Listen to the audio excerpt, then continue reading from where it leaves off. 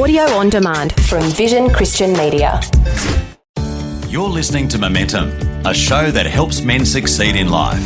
And as we delve into this week's topic, a reminder that some of the content may be of a sensitive nature. Now, here's your host, Des Kennedy.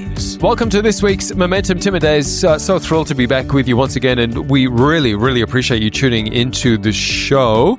Des, how are you tracking this week? You well? I'm doing well, man. It's always good to be back on air and talking with some interesting people about life and how we can do it better. Yeah, absolutely. And that, thank you, Des, for the catchphrase, is essentially why Momentum exists. We exist to help you to do life better. And if you haven't already, have a look at the website, momentumaustralia.org. Check into the first 38 shows that we've done so far of Momentum last year. And there's a whole bunch of different topics there that we explore and hopefully give you some tips and advice and some wisdom and some gleanings that you can apply to your life this year in 2022. And as Dad said, help you to do life just that little bit better. And as guys, that's our heart. We want to help all guys live the best life that they can. MomentumAustralia.org for the website, and encourage you to have a look around the website. And if you do feel inclined to pledge a few dollars and keep Momentum on the air, we are a not-for-profit organization and ministry. We do so value your support in helping us just to keep the Momentum show running and on the air right around the country, helping men all around the country. And you can sow into that online at the website, momentumaustralia.org. And Des and I, on behalf of the men listening right now as well, so grateful if you would pledge your support. But back to this week's show. The guy who joined us last week for the top 10 tips coming into 2022, Pastor Steve Wickham, is back this week. Steve's currently working for the DFES in Western Australia. He's an associate pastor. He's been a school chaplain. He counsels people. He marries people. He helps people just do life better. And he also helps people with the 12 Steps program, which primarily deals with addiction. And on the flip side of that, helps people deal with trauma in their life as well through counseling. And Steve, officially welcome back to the show first off. Thanks so much, Tim and Des. Yeah. And, you know, we mentioned the word trauma there. And as we come into 2022, this is something that we wanted to talk about intentionally at the beginning of the show, because the reality is when we think about trauma, we think about an event or a one-off experience. And yet, when we probably look back at the last 2 or 3 years that we've been dealing with this pandemic, we would argue now that a lot of us are carrying some degree of anxiety, stress, and dare we say a degree of trauma around just being alive. We're not sure of the future. There's so many things that are uncertain, and everyday things change and new things flip and whatever. So we thought we'd want to speak into this space and really just see if we can help guys where you're at right now. So I think let's start by unpacking this word trauma and defining what it actually means and what it is. Yep. The American Psychological Association define it as an emotional response to a terrifying event, which is kind of a banal way of saying it. But to me, it comes down to the word overwhelm. You know, when you're overwhelmed, because trauma, a lot of people, trauma's not in my life. But actually, when we look at it, trauma's in just about all of our lives. And particularly in the context of the last 2 years, you know, there's so much exhaustion. People have had enough. People are stressed. And I think you were mentioning before, Des, about how people who never get stressed are more stressed. And so there's an ambient level of stress in society now. And it's a real issue. And it does speak to trauma. So I think what I want to encourage guys to do is to say, you know, could the stress, could the anger, could the emotions that just come in a flash, can some of that be around the stress? And, you know, we talked about post-traumatic stress and that sort of thing as well. So there's an interweaving of all of these things in trauma. Let's not pathologize the word trauma, because it's actually it is a thing in all our lives. So one of the words that you mentioned initially is overwhelm. Yep. Right. And so when we think of overwhelm, I think a lot of people listening right now and around the world would probably agree that there is absolutely a sense that we've had some of that at some stage, if not carrying a low level of that all of the time over the last few years. Is that what you think is at the core of trauma? Or is it fear of the unknown? Is it lack of control? Or is it all of these things combined to some degree? I think it's all of those things that well up. And they're one of the best things about counselling, or one of the best things about reflection, is we can list these things. If we can put them on the table, we can identify them. We can it gives us more power. But it's these intangible things that join up together that make for overwhelm. And it's something that, it just wells up and it's just too much. And that's really effectively what trauma is.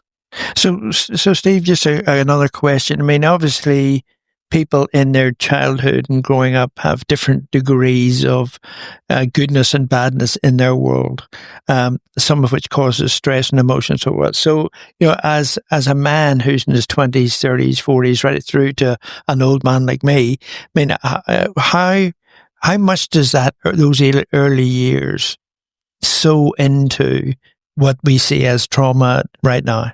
If we ground the discussion in attachment theory, attachment, it's up to 50% of Western men have got some attachment issues. So we're not securely attached. Some of us are a little bit anxiously attached or maybe a bit avoidantly attached. But what really that means is that we were missed in our parents missed us in some ways, or our care in those set and forget years, those 0 to 5 to 10, those early years.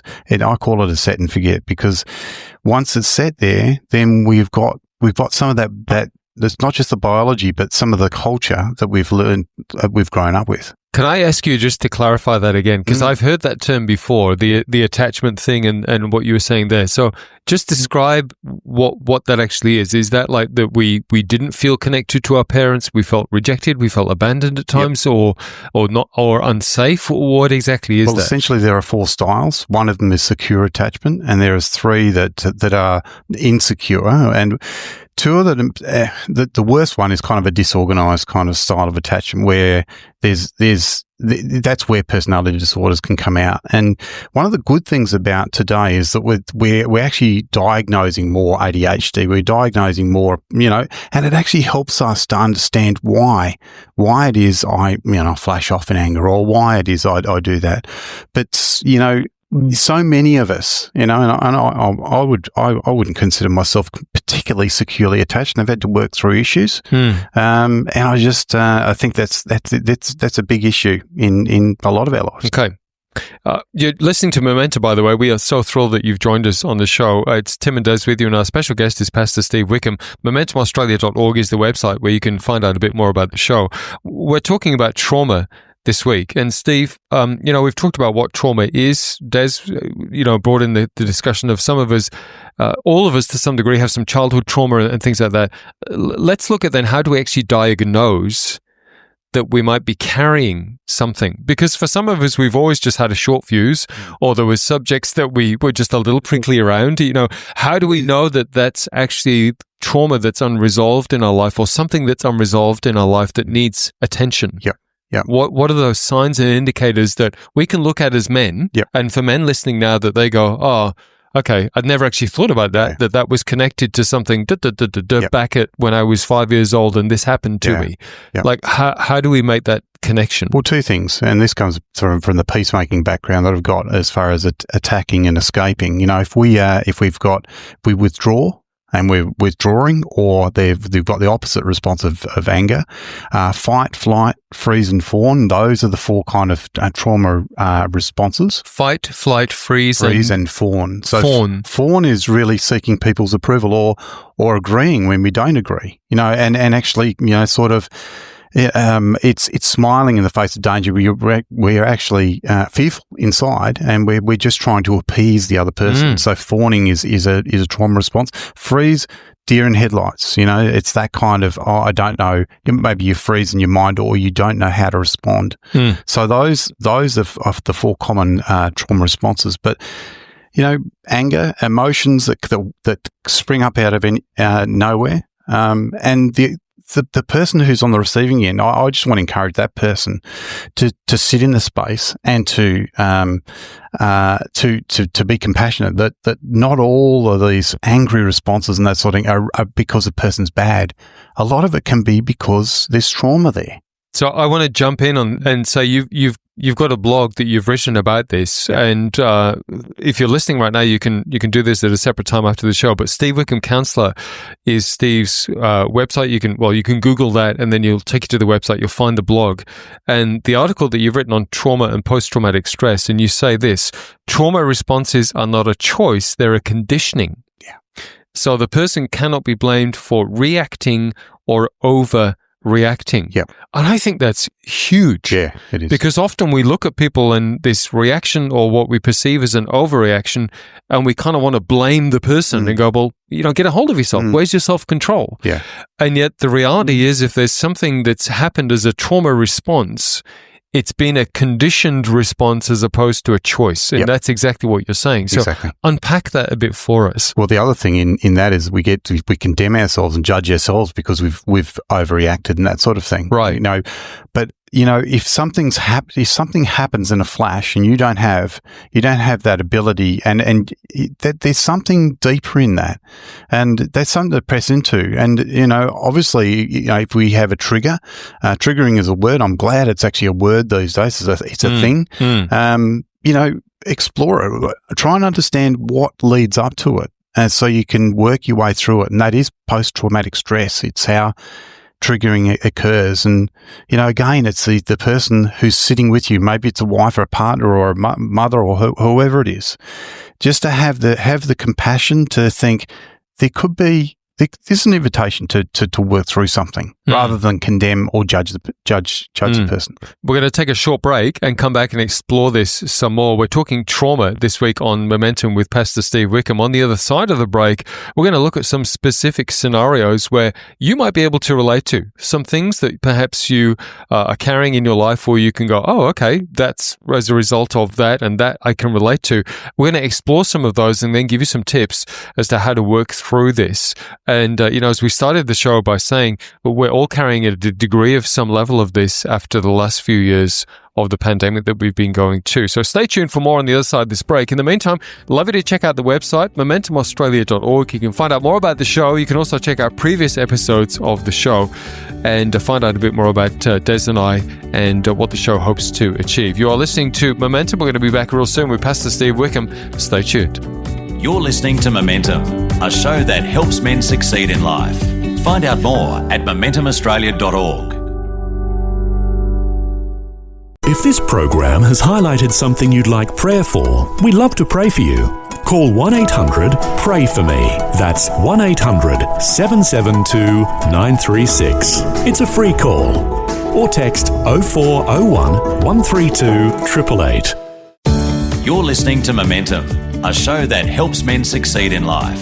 Find out more at momentumaustralia.org. You're on Momentum. It is Tim and Des with you once again as we unpack the topic of trauma this week. We're going a little deep with Pastor Steve Wickham. Steve, it's really great to have you in the chair, mate. We've really explored some of the things around trauma, what it is, what it looks like, some things that perhaps might indicate that we've got some low-level trauma happening in our lives through reactions as opposed to responses, and some triggers that might be pushed.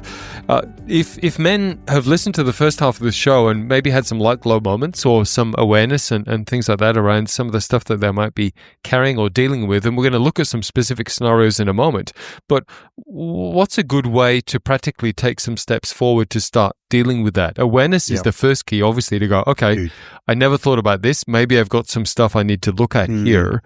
What's a good starting point for them? Well, it takes a lot of courage to admit that there's an opportunity there to work through. There's obviously counsellors, and counselling can help, but there's mentors. So you go down a level to people that are important in our lives, and maybe older men and older people who can speak wisdom into and give us compassion, who can listen to us, but also the importance of those deeper relationships with other men. Because that's what we all need. We all need these other men in our lives that we're able to share, and we can experience them holding space for us, and them to affirm and give us that encouragement that we need to press on and to work through these issues. So it's all about connection. It's all about connection.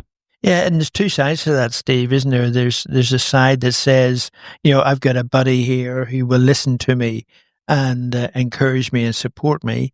And the other side of it, of course, is accountability. So, as I start to change my world, then these close friends of mine will hold me accountable and help me make the right decisions to come through.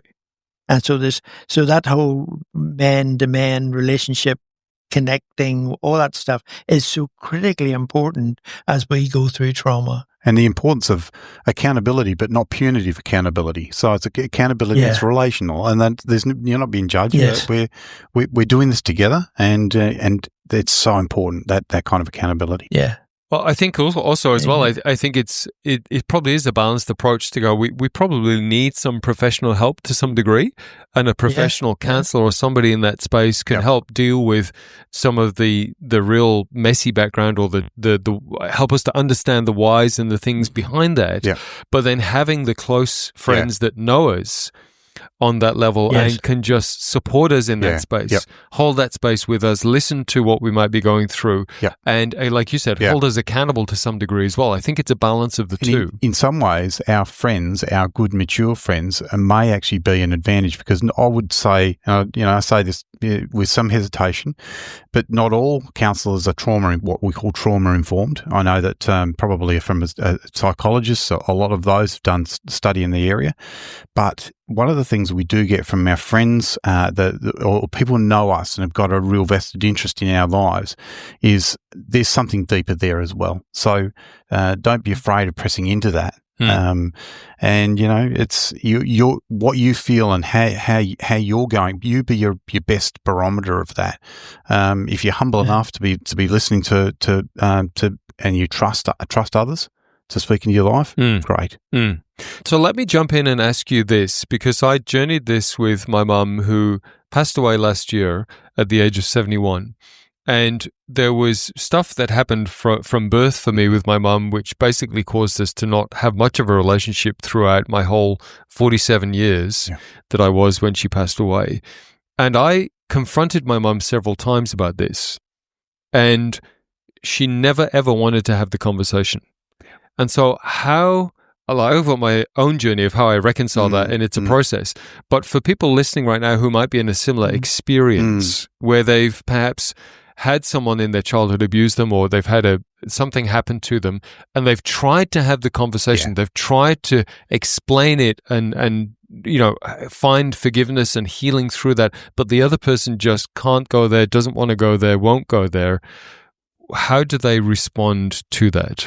Well, stepping into that other person's shoes, like in that situation for your mum, what is it in her that she can't go there, or she can't empathise, or she can't reach back? That's sad. That's really, really sad. And there's not much you can do about that, but you can reconcile that. I'm not sure there's this myth of closure. It's not really about that, but it's about understanding that there's a system of trauma in all of that. What impacted her to that point where she responded to you in that way? Why do you say the myth of closure? Well, I think in many ways, I know that we talk about acceptance as the final stage in the grief journey, and it's a real true thing. But I think sometimes we've said that we can achieve closure and the grief matters no more. I think there is grief that we carry, but it doesn't need to be painful.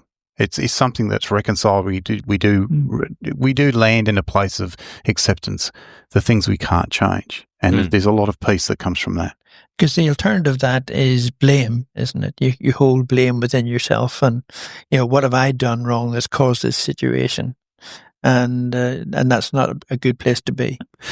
And it's a big issue in recovery. 12 steps. Anybody with addiction problems will have, a lot of the time will have that pain within them, and it's about that's the source stuff. That's the cause that you need to deal with. The addiction is just the effect. You need to dig deeper into dealing with the resentments, the bitternesses, and that sort of thing.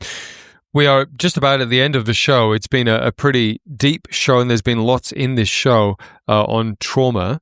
And we just want to, I suppose, wrap it off by saying, if there's been some stuff that's been brought up for you in the show, please go and find someone that you can chat to about that.